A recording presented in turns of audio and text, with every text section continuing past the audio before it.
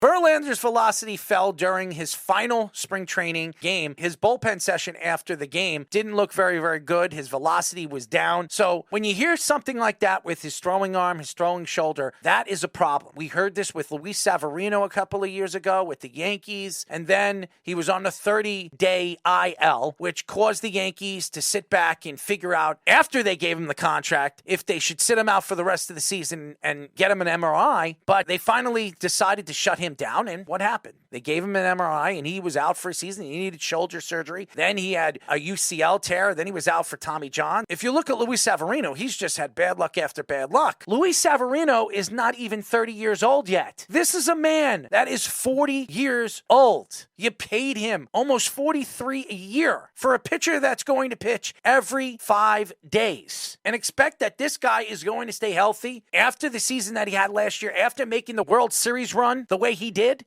And I know Jacob deGrom didn't look good in his first game. His velocity was down after the first inning. And I know Met fans are smiling right now because Jacob deGrom is not pitching well in Texas because of his first opening day start. But if you're a Met fan and you bring in a guy like Jose Quintana, who's out for 3 months, Verlander, who looks like will have shoulder problems all season long, and when you hear something with the shoulder and his pitching arm, that should worry you. I don't care if it's tendonitis. I don't care if it's a sprain. You're putting a lot of torque on that arm, and that torque has been going through that arm for over 20 years of pitching. That would worry me if I was a Met fan. The Mets already have relief pitcher Sam Comrood, starting pitcher Jose Quintana being out, and superstar closer Edwin Diaz, who is already out for the season, it looks like, because of the injury at the World Baseball Classic. That accident. We could go back 50 games from now and laugh at this. And I'm not putting down the Mets. I know everybody's going to say that knows me on this show. I'm a Yankee fan. I'm just speaking the truth. I said this in the beginning when they made this move to bring Justin Verlander in. I know he was 18-4 last year. I know he had a 1 ERA. I know he was under 1 in his whip. I know he had over 180 strikeouts. I know he won the Cy Young last year with the Houston Astros. It's a year later. He's on a team that doesn't have the youth and the depth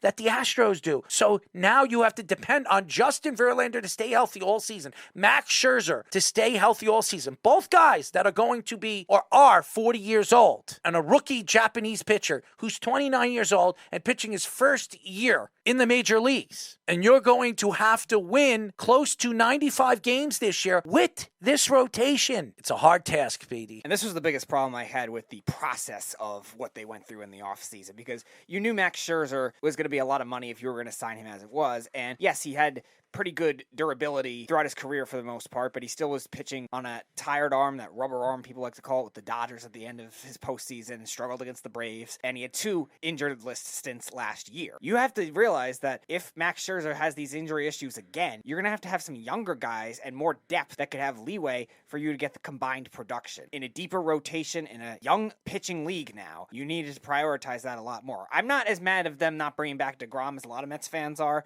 I think what the Rangers gave him was a lot. But I think there was an approach that's different than just doing Verlander, because you don't have a good backup plan in terms of managing this type of situation again if Verlander has multiple injury issues throughout the year. This one is minor right now, but who says it doesn't come up again? Scherzer had it twice. First time he took himself out of the game, kudos to him. But then there was a second one later in the season, did not pitch well in the playoffs, and you really want to go through that rabbit hole again with another older pitcher in Justin Verlander, who's 2 years older than Max Scherzer. I just don't think the process of what the Mets are trying to do is something that is going to work in modern baseball. They want to spend money, they want to be flashy, which is fine, but you still need those other concepts, these modern era concepts to work. It's called a farm system. And it's called prioritizing younger pitchers, prioritizing a lot more depth, and that's what the Mets and they have over done. The years. They bring in Brody Van Wagenen, and he decides to move away from starting pitching. We saw Minaya all those years build around pitching, starting pitching. Now you're seeing some of the players that they bring in, and a lot of these youngsters that had a very good spring trainings. I don't care what any Met fan says. Baty should be up.